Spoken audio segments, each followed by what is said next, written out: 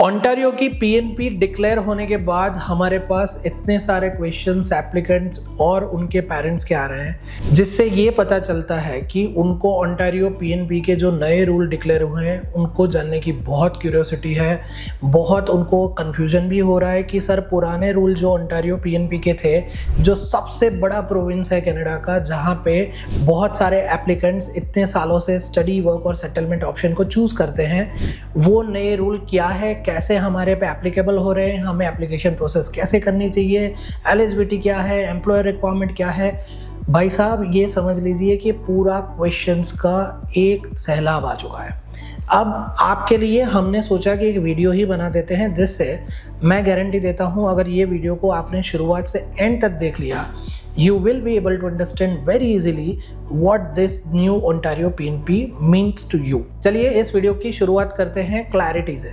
सबसे पहले ये समझिए कि ओंटारियो की जो पीएनपी है, जो पुराने रूल थे वो तो सिंप्लीफाइड काफ़ी सारे कैटेगरीज में बटे हुए थे, जो काफ़ी सारे स्टूडेंट को इतने साल पुरानी कैटेगरीज थी उस हिसाब से पता चल जाता था। International student support stream, graduate stream, master वाली, फिर हाई डिमांड ऑक्यूपेशंस, बहुत सारी ऐसी कैटेगरीज थी जिसके बारे में मोस्ट ऑफ द स्टूडेंट्स जानते थे। बट अब ओंटारियो पीएनबी में सिर्फ अब 3 कैटेगरीज को उन्होंने डाला हुआ है, और तीनों कैटेगरी में जो सबसे बड़ा रोल प्ले कर रहा है वो है आपका एम्प्लॉयर।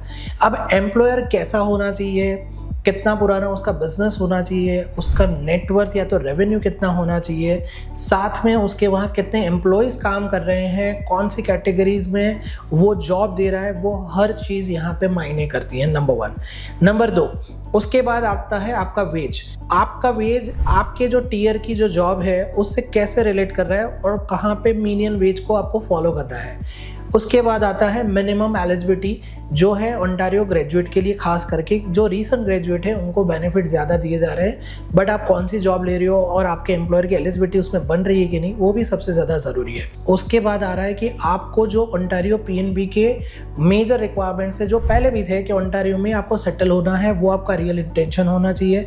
आप वो एम्प्लॉयर को वो ऑक्यूपेशन में सपोर्ट कर रहे हैं जो ऑक्यूपेशन वहाँ पे वो एम्प्लॉयर को आसानी से कोई और लेबर मार्केट से डिफाइन, मतलब सफिशिएंटली मिल नहीं रही है। अगर बेसिक सिस्टम को आप समझ सकते हो तो आप बहुत आसानी से उनके पुराने रूल और नए रूल के बीच में डिफरेंस समझ पाओगे। और हाँ, सबसे ज़्यादा ये भी क्वेश्चन आ रहे हैं कि जो बच्चों ने पुराने सिस्टम में एप्लीकेशन लगा दी थी, क्या उनकी एप्लीकेशन अब रिजेक्ट हो जाएगी? नहीं।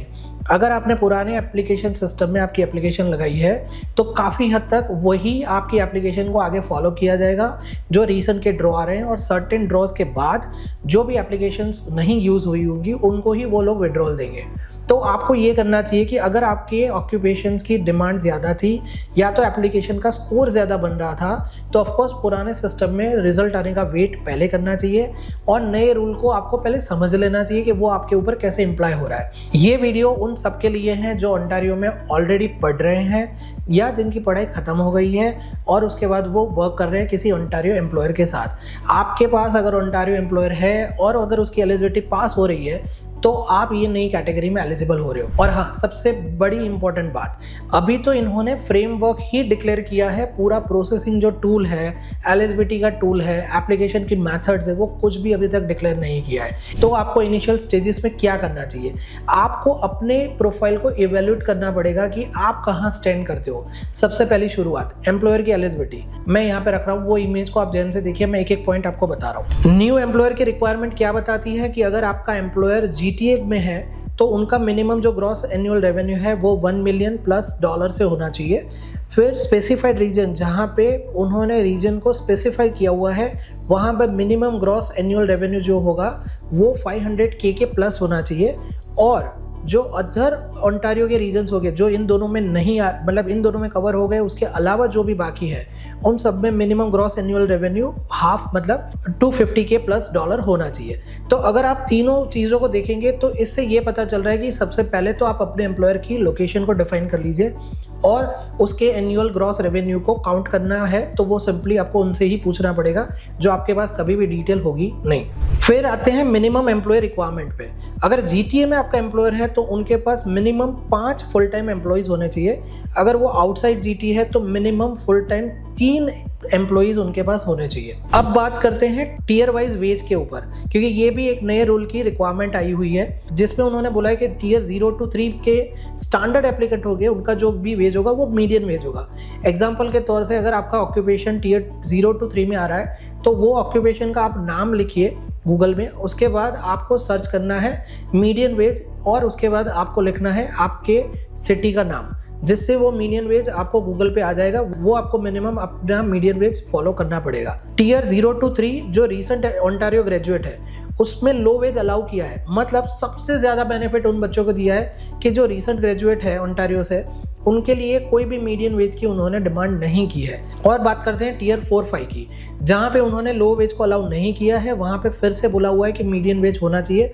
बिकॉज टीयर 4-5 ये होता है कि जहाँ पे आपका जो लेबर वर्क होता है वो कई बार ज़्यादा होता है, तो दे वांटेड कि वहाँ पे मीडियन वेज फॉलो स्ट्रिक्टली होना चाहिए। अब बात करते हैं सेल्फ एम्प्लॉयड फिजिशियन के लिए, जिनके लिए उन्होंने बोला है कि एम्प्लॉयर का कोई सपोर्ट ही नहीं चाहिए, वो डायरेक्टली इसमें अप्लाई कर पाएंगे। ये सबसे पहली बार इंट्रोड्यूस की गई कैटेगरी है। अब यहाँ पे आपके लिए मैंने एम्प्लॉयर रेवेन्यू के रिक्वायरमेंट के हिसाब से 3 अलग अलग डेजिग्नेटेड आपको डिटेल दी है, जिससे आपको ये पता चलेगा कि जीटीए में जो मैंने बताया था वो थ्रेशोल्ड है। स्पेसिफाइड रीजन कौन कौन से है उसका पूरा लिस्ट यहाँ पे दे दिया है, ओटवा, वाटरलू, हैमिल्टन, आप देख सकते हैं। तो अगर उसमें आपके एम्प्लॉयर है तो ये रिक्वायरमेंट हो गई, और बाकी के जो भी अदर रीजन्स है वो सबकी रिक्वायरमेंट भी मैंने जैसे आगे बताई थी वो चीज़ों को मैंने यहाँ एनहांस किया हुआ है, जिससे आपको कैटेगरी ये पता चलेगी कि आपका एम्प्लॉयर कौन से रेवेन्यू कैटेगरी में आ रहा है।